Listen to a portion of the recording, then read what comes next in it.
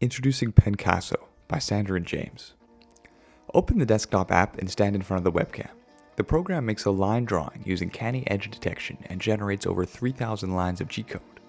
When you're happy with the photo, press Go Home. This initiates a homing sequence that positions the pen tip in the same location every time. Pencasso takes it away from here. Commands are sent from the PC to an MSP430 which controls the mechanical system. The pen holder is magnetically coupled to the motion system and gives the illusion of drawing by itself.